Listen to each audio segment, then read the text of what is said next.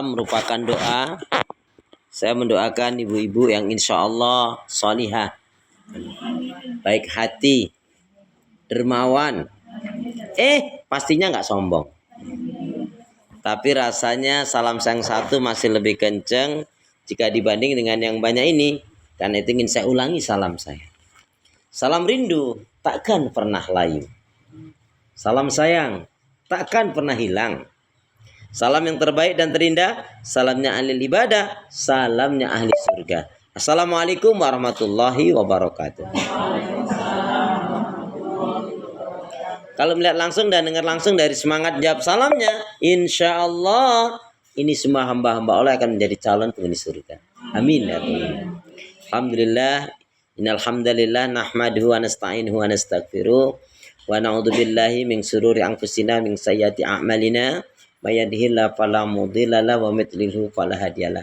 Walhamdulillahilladzi khalaqal mauta wal hayata liyabluwakum ayyukum ahsanu amala.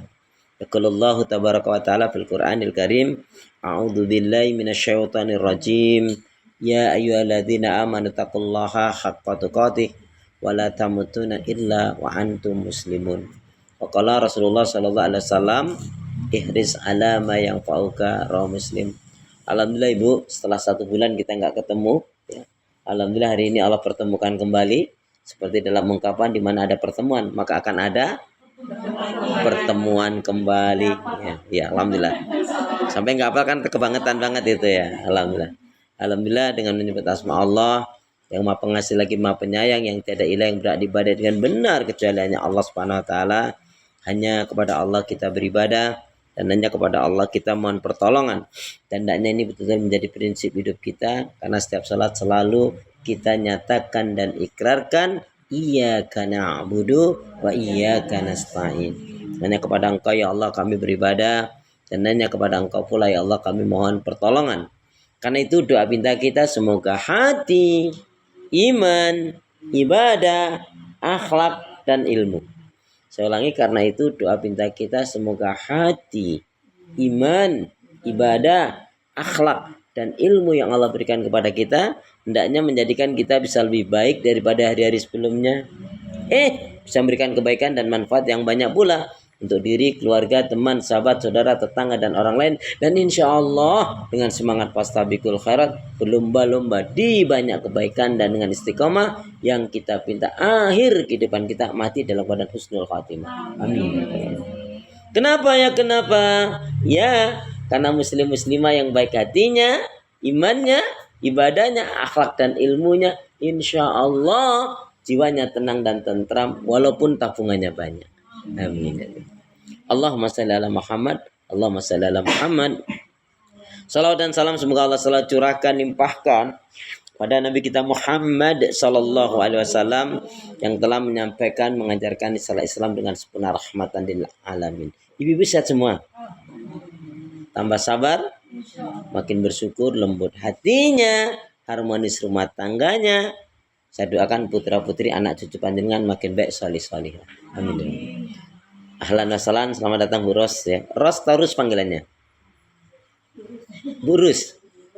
Ya, mudah-mudahan Bu Rus dan keluarga enggak ya, kopi saja ya. So, kopi saja boleh. Hari ini belum ngopi Bu, ada pantun kopi kan? Ya, pantunnya kopi gimana? Utamakan ngopi, jangan utamakan janji. Utamakan ngopi, jangan utamakan janji. Gak ada yang bilang cakep nih. Aduh, kayaknya belum kompak nih. Utamakan ngopi, jangan utamakan janji. Ya. Kenapa? Ya, karena pahitnya kopi bisa kita nikmati. Manisnya janji bikin sakit hati. Ya, gitu ya kira-kira. Jadi Bu, hidup ini ternyata simpel. Hidup ini pilihan. Hidup ini pilihan.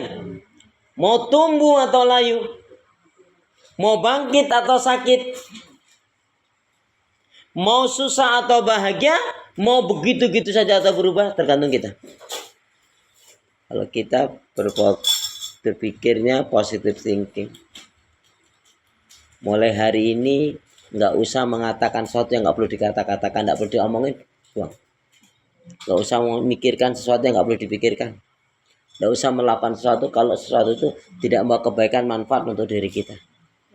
Salah satunya ibu-ibu, ya, salah satunya ibu-ibu ini mulai hari ini pastikan tidak lagi di antara ibu-ibu, tidak ada lagi di antara ibu-ibu yang mengkonsumsi mie. Salam ya. Akhirnya datang juga, ya. Iya, manut saya bilang, ya. Kenapa ibu? Ya, jadi mulai hari ini pastikan ibu-ibu tidak ada lagi yang mengkonsumsi mie. Kenapa? Karena konsumsi mie itu bisa merusak hati, bahkan bisa mendatangkan dosa. Ya, ya. Contohnya mulai hari ini nggak boleh mikirin suami orang. Nggak boleh ya mindahin barang-barang orang. Nggak boleh misahin rumah tangga orang. Ya mulai hari ini ya, nggak boleh lagi minta sama orang yang nggak dikenal. Ya kan masalah. Jadi ya kalau kita sudah bisa ini nggak perlu saya omongkan, ya udah nggak diomongkan, tutup. Ini nggak perlu kita pikirkan, udah ada yang mikir, ngapain kita mikir berat-berat. Fokus saja dengan yang kita lakukan. Jadi Bu, yang penting di dunia ini dua hal, ingat, dua hal aja. Apa itu? Ya, fokus dengan dua hal aja di dunia ini. Yang penting apa? Yang penting di dunia ini bahagia, di akhirat masuk surga. Udah gitu aja. Ya, Masya Allah. Oh, alhamdulillah. Ya, yang penting di dunia ini bahagia, di akhirat masuk surga. Nah, kalau mau bahagia gimana? Bismillahirrahmanirrahim. Las sa'ada fi hayatina illa bil Qur'an. Las sa'ada fi hayatina illa bil Qur'an. Tiada kebahagiaan dalam kehidupan kami kecuali dengan Al-Quran. Bu, kalau orang itu bicaranya sesuai dengan Al-Quran, maka ucapannya pasti mengandung nasihat, mengandung ilmu, mengandung hikmah, mengandung manfaat, mengandung ajakan kepada kebaikan, amar ma'ruf nahi mungkar, pada ibadah, zikrullah, tauhid, dan sekaligus mencegah keburukan, mungkar, maksiat, dan dosa. Bu, kalau orang itu bergaulnya, bersahabatnya ngikutin Al-Quran, maka dia hanya mau bergaul dengan orang-orang yang baik, ya. Kenapa? Karena la tusahib illa mu'minan. Dengan kalian bersahabat bergaul kecuali dengan seorang mukmin. Bu, kalau dia membina rumah tangganya ngikutin Al-Quran, pasti insya Allah akan terwujud rumah tangga yang sakinah, mawaddah, warahmah, baiti jannati, rumahku surga. Siapa yang dia bertetangganya gitu dengan tuntunan Al-Quran, maka dia hanya mau ya bertetangga dengan orang-orang yang baik, ya, paling tidak dia tidak menyakiti, merugikan orang lain. Siapa yang dia mendidik anak-anaknya dengan tuntunan Al-Quran, maka yakin insya Allah anaknya akan baik, soleh. Kalau dia berbisnis ikutin Al-Quran, Bu, ya kadang orang hari ini berpikir itu kalau berbisnis apa? Wah, kalau saya main timbangan, saya dapat keuntungan nih. Ya, kalau enggak, ini mengurangi keuntungan. Dia lupa. Yang paling kita khawatirkan kalau berbisnis itu apa? Bukan kecilnya atau kurang besarnya keuntungan, tapi yang kita khawatir adalah hilangnya keberkahan. Ada orang untungnya banyak tapi tidak berkah. Jadi tantanya apa? Pebisnis itu baru diberkahi oleh Allah kalau dia dengan keuntungan itu dia infak, sedekahkan di jalan Allah. Nih saya kasih tips yang menarik dan saya sudah praktekkan, alhamdulillah. Ibu-ibu siapa yang berbisnis apapun itu, kuliner kah apa saja, yaitu apa? Tambahkan dengan nazar. Ya Allah, sekiranya bulan ini misalkan atau produk ini habis ya sekian, maka keuntungannya ya yang 10%-nya atau 20%-nya saya akan sedekah. Yakin Bu, itu sangat memotivasi. Semakin besar yang kita nazarkan, langsung saja nazarkan, saya mau kasihkan untuk fakir miskin kaum du'afa. Ya, kenapa? Ini satu riwayat yang jarang diketahui, jarang diungkap. Apa? Barang siapa seseorang mencari nafkah rezeki, dia niatkan jelas untuk ibadah halalan thayyibah, dia utamakan dan keberkahan. Tapi selain itu apa? Dia niatkan, saya ada keuntungan, saya dapat rezeki, saya mau berikan untuk fakir miskin kaum du'afa dan janda miskin, maka Allah akan curahkan, limpahkan keberkahannya. Amin, gitu dong. Amin. Lama banget sih. Ya. Jadi, ya. Jadi kalau dia hanya cari duit hanya untuk senang-senang, nggak ada. Nggak ada manfaat untuk apa, Bu? Ibu masih ingat kisah seorang ayah yang ketika mau meninggal, ya, dia panggil, yaitu ya Anis. Ya. Tahu Anis? Anak dan istri. Ya. Ya. Anis, anak dan istri. Bukan.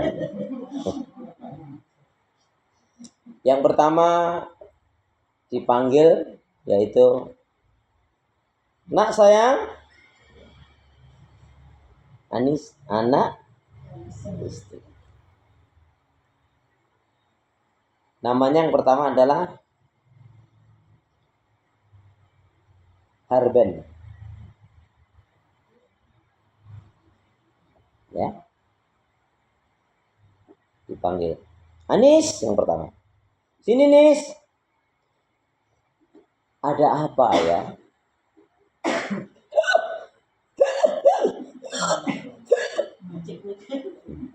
Kayaknya ayah nggak lama lagi meninggal. Nanti kalau ayah meninggal, kira-kira kamu mau nggak ngikutin ayah? Maksudnya apa ya?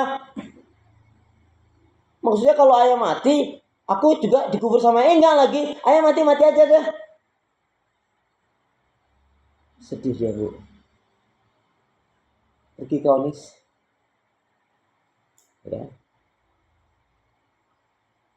Sedih dia. Karena tidak mau mendampingi dalam kematian dan tidak mau dikubur bareng. Kemudian yang kedua dipanggil Harben. Harben, sini Ben. Ya, ada apa sih panggil-panggil? Lagi asik lagi panggil-panggil. Ada apa ya? Enggak, ya mau ngomong aja. Emang nggak soal lu? Ada apa sih ya kau panggil-panggil, kenapa? Enggak, nak. Enggak, Ben. Ini bapak mau meninggal. Nanti kalau bapak meninggal, kamu mau nggak menyertai bapak? Maksudnya apa? Maksudnya aku dikubur sama bapak? Enggak lagi. Udah bapak mati aja deh. Sedih dia. Ya, sedih dia. Pergi kamu. Maka dipanggillah yang ketiga. Amsal. Sini Amsal. Ya. Lagi menuju. Sorry. Ada apa ayah panggil-panggil? Ayah kayaknya nggak lama lagi meninggal. Terus kenapa ayah? Kalau ayah nanti meninggal, kamu mau nggak dampingin ayah, nyertain ayah? Ya siaplah ayah. Aku lakukan ini kan juga untuk kebaikan yang Allah berikan dari ayah. Dari Allah untuk ayah, untukku juga. Jadi kamu mau dikubur bareng aku? Ya maulah ayah, tentu aku akan dampingi. Alhamdulillah. Tahu ya kisah ini? Jadi Anis anak dan istri. Kalau anak dan istri nggak soleh nggak solihah, ya seperti itu. Harben artinya harta benda. Banyak loh, Bu, dengan harta benda itu menjadi sombong, menjadi lupa diri. Sedangkan amsal adalah amal saleh. Kita nggak lepas dari itu, Ibu. Makanya kesedihan seorang ibu atau seorang ayah ketika dia meninggal, ya. Orang yang ditinggal, kalau suami yang meninggal berarti istri dan anaknya ya senang dengan kematian ayahnya karena dia mau berebut waris. Kalau istrinya meninggal, dia senang. Kenapa? Anaknya akan bisa merasa bebas, ya, karena ibunya punya harta cukup banyak, dan suaminya senang karena mau